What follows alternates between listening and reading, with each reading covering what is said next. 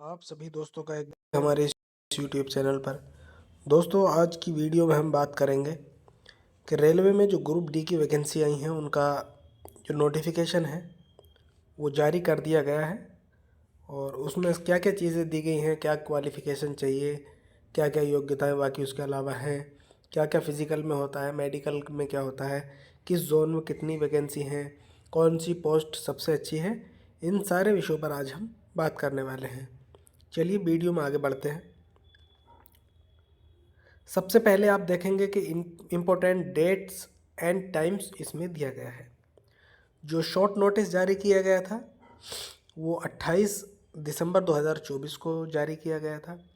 उसके बाद आज जो नोटिफिकेशन जारी किया गया है, मेन नोटिफिकेशन जो होता है, वो 22 जनवरी 2025 को जारी किया गया है।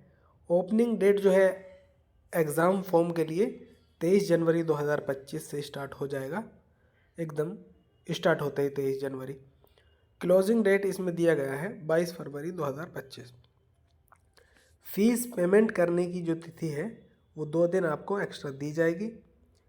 उसके अलावा बाकी सारी चीज़ें इसमें मॉडिफिकेशन फ़ी 25 तारीख से 6 तारीख तक आप फॉर्म को मॉडिफाई भी कर सकते हैं। बाकी सारी चीज़ें हैं, कहाँ से फॉर्म भरेगा, कैसे फॉर्म भरेगा, क्या क्या लगना है, इसमें डॉक्यूमेंट्स क्या क्या अपलोड होंगे, हम सारी बातों पर आज बात करेंगे। सबसे पहले अगर देखा जाए तो सैलरी के बारे में सबसे बड़ी सोच हमारे दिमाग में रहती है कि इसमें क्या सैलरी मिलती है। तो पोस्ट आपकी ग्रुप डी में लेवल 1 की आती हैं। 7th पे कमीशन जो लागू हुआ चल रहा है अभी भी, जो 31 दिसंबर 2025 तक लागू होगा, उसके हिसाब से अगर आप देखेंगे तो 18,000 आपका बेसिक पे है। मेडिकल स्टैंडर्ड इसमें ए, B, B1, B2, C1, C2 इस तरह से सभी तरह के मेडिकल अलग अलग जो डिपार्टमेंट हैं और जो वैकेंसीज़ हैं उनके लिए अलग अलग दिया गया है। 1 जनवरी 2025 को मिनिमम एज आपकी होनी चाहिए 18 साल और मैक्सिमम आपकी होनी चाहिए 36 साल। टोटल वैकेंसी जो है 32,438 हैं। ये घट और बढ़ दोनों सकती हैं। चलिए, अब इसमें एक चीज़ और दी है कि कोविड-19 के कारण जो वैकेंसी हमारी लेट हो गई हैं, ऐसे में 3 साल का आपको एज रिलैक्सेशन मिलेगा सभी लोगों को। और उसके अलावा जो कैटेगरी का मिलता है SC ST OBC EWS जो भी मिलता है वो अलग से मिलेगा, लेकिन ये 3 साल का कोविड-19 के अंतर्गत यहाँ पर दिया जा रहा है, 3 साल का एज रिलैक्सेशन। बहुत सारी चीज़ें हैं इसमें। आपको पता है कि सबसे पहले आपको एक CBT मोड में एग्ज़ाम देना होता है जिसमें 90 मिनट का समय मिलता है और 100 क्वेश्चन रहते हैं। उसके बाद आपको शॉर्ट लिस्ट किया जाएगा, फिजिकल स्टैंडर्ड आपका लिया जाएगा। एग्ज़ाम में यहाँ पर साफ साफ दिया गया है कि निगेटिव मार्किंग 1/3 की इसमें आपकी रहेगी, यानी 1/3 की माइनस मार्किंग आपकी रहेगी। DV के लिए आपको एक पोस्ट के लिए एक ही कैंडिडेट बुलाया जाएगा, जितनी वैकेंसीज हैं उतने ही कैंडिडेट बुलाए जाएंगे। PT के लिए ये कुछ एक्स्ट्रा कैंडिडेट नॉर्मलाइजेशन स्कोर जो होता है उसके बेस पर बुलाते हैं। तो CBT के बारे में आपको पता चल गया। उसके बाद में फिजिकल होगा और उसके बाद में DV और मेडिकल सारी चीज़ें हो जाती हैं। मेडिकल के बारे में अगर बात करें तो इसमें A2 A3 A1 इसमें नहीं दिया गया है, A2 A3 B1 B2 C1 और C2। A2 जो कैटेगरी होती है मेडिकल की, उसमें physically fit in all respect, सारी चीज़ें आपकी फिट होनी चाहिए। विज़न जो है आपका 6/9 विदाउट गिलास आपका होना चाहिए। नियर विज़न 0.6 होना चाहिए विदाउट गिलास। कलर विज़न आपके अंदर नहीं होना चाहिए। और नाइट विज़न जो ये इस तरीके की बीमारियां होती हैं वो आपकी स्वीकार नहीं की जाएंगी। A2 के बाद जितने भी मेडिकल स्टैंडर्ड होते हैं उसमें जो चश्मा, सबसे बड़ी दिक्कत ये है जो लोग चश्मा लगाते हैं, अगर विदाउट गिलास, इसमें साफ साफ लिखा हुआ है A3 में, यहाँ आप देखेंगे तो कि इसमें 6/9 और 6/9 विद और विदाउट गिलास, यानी अगर आप चश्मा लगाते हैं तब भी आपकी इतनी होनी चाहिए और विदाउट चश्मा भी। अब बहुत सारे लोगों को यही एक सोच रहती है उनके दिमाग में कि चश्मे वाले जो लोग हैं उनका मेडिकल फिट होता है कि नहीं होता है।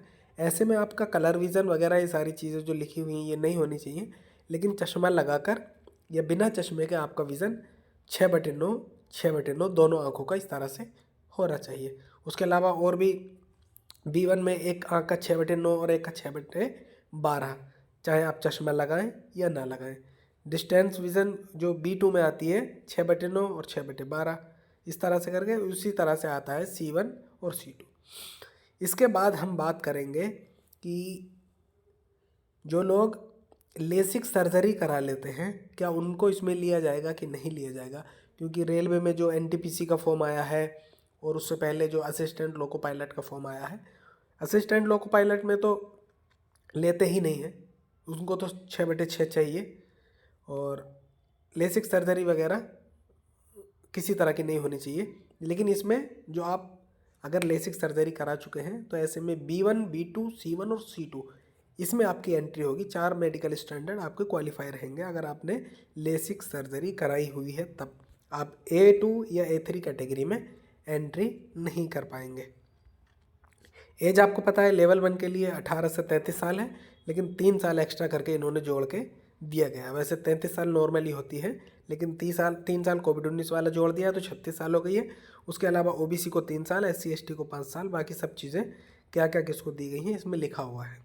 चैनल को सब्सक्राइब कर लें और वीडियो का जो डिस्क्रिप्शन है उसमें व्हाट्सअप ग्रुप का एक लिंक दिया गया है, वहाँ पर आप ज्वाइन हो जाइए, वहाँ आपको ये PDF भी इसी तरह से मिल जाएगी।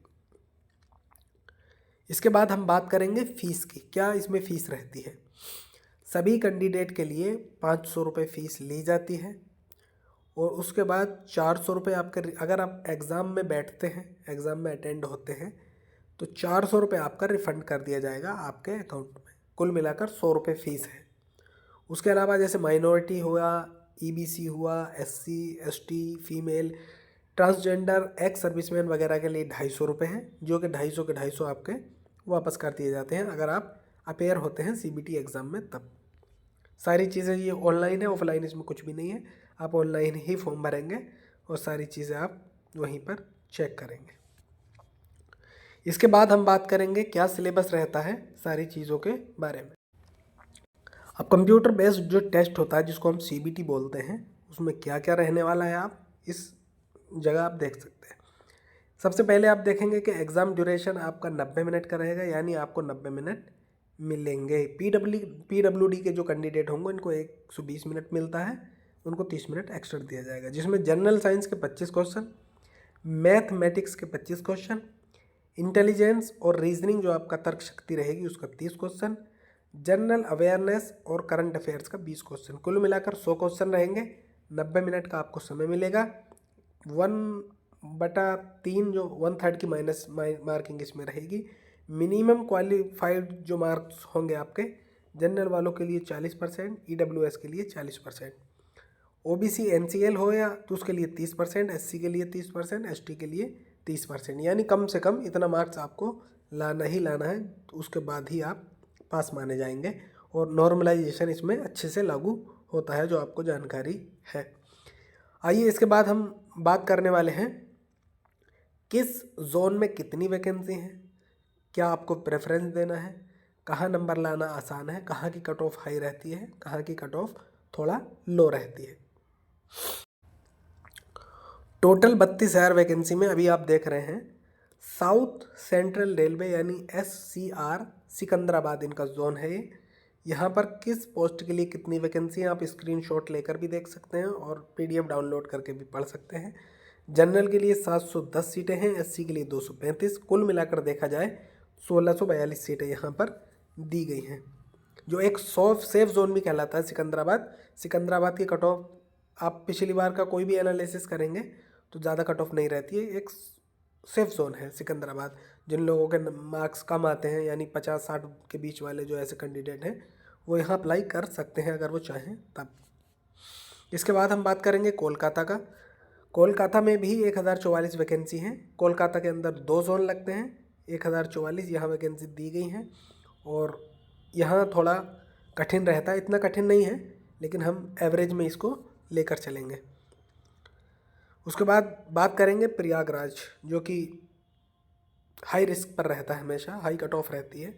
2020 वैकेंसी है, इसके बारे में भी आप सोच सकते हैं। उसके बाद बात करें तो हाजीपुर, जो हमारा ईस्ट सेंट्रल रेलवे है, बिहार में हाजीपुर पटना के आसपास ही है। कुल मिलाकर 1251 वैकेंसी हैं।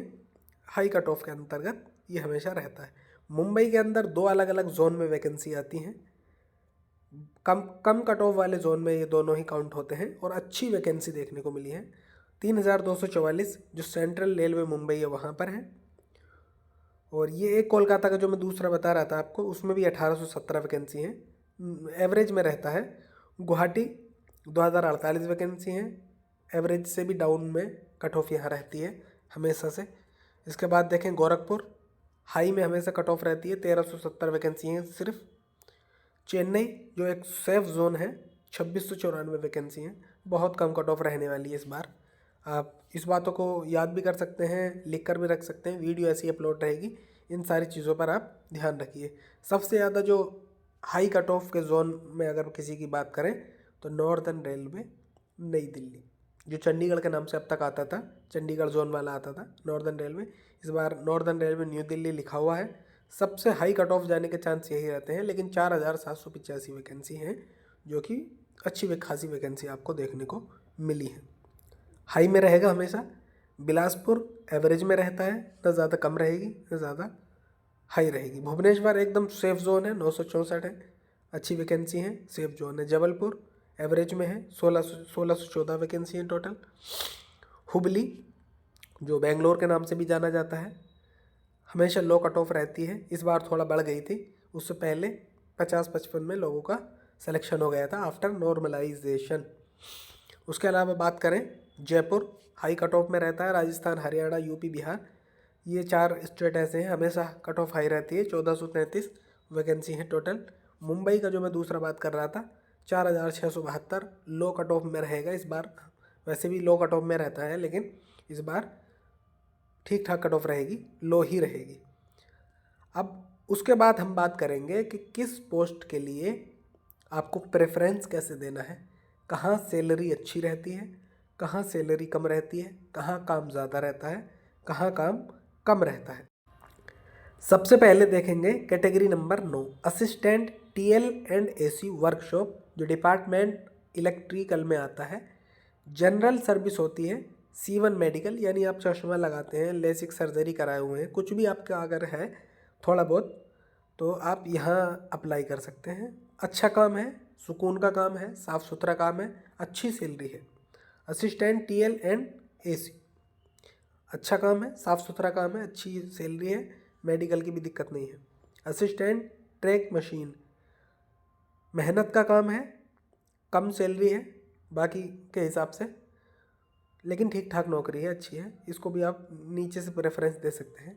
असिस्टेंट टीआरडी, इलेक्ट्रिकल में है, B1 कैटेगरी का मेडिकल आपको चाहिए, सब कुछ ठीक है, आप यहाँ पे भी प्रेफरेंस ऊपर दे सकते हैं। पॉइंट्समैन बी, जो ट्रैफिक वाला होता है, सबसे अच्छी नौकरी है, साफ़ सुथरी नौकरी है, जो काम भी है, आसान काम है, अच्छी सैलरी है, हाई सैलरी में ये चला जाता है, क्योंकि जहाँ ट्रेवल अलाउंस जहाँ भी मिलेगा आपको, तो ऐसे में वहाँ सैलरी में ज़्यादा बढ़ोतरी होगी। कैसे बढ़ोतरी होती है इसके बारे में भी अभी हम बात करेंगे। बेसिक पे सबका 18,000 है, जहाँ टीए मिलेगा वहाँ सैलरी ज़्यादा बनेगी, जहाँ टीए कम मिलेगा वहाँ सैलरी कम बनेगी, बाकी सारी फैसिलिटी सबके लिए बराबर है।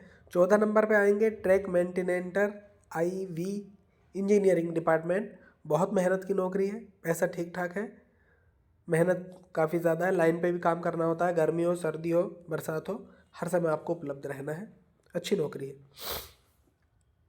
चलिए इसके बाद में हम बात करें, और ये कुछ ऐसी पोस्ट हैं वर्कशॉप में, जितनी भी पोस्ट हैं मैकेनिकल की हों, S&T की हों, आसान काम है, ठीक ठाक सैलरी है, मज़े की नौकरी है। वर्कशॉप में आप आराम से असिस्टेंट में कहीं भी अप्लाई कर सकते। प्रेफरेंस देना है आपको, पहले आप कोशिश करें कि सिग्नल वाला जो असिस्टेंट होता है उसमें जाए, ऐसे ही डीजल शेड वगैरह जो असिस्टेंट हैं इनमें आप प्रेफरेंस दे सकते हैं अगर आपको आराम की नौकरी करनी है तब। ऐसा नहीं होगा, ऐसा भी मत सोचना कि वैकेंसी ज़्यादा होंगी ट्रैक मेंटेनेंटर में, तो वहाँ काम भी ज़्यादा है, कट ऑफ उसकी कम रहती है, क्योंकि प्रेफरेंस लोग पहले असिस्टेंट वालों को देते हैं।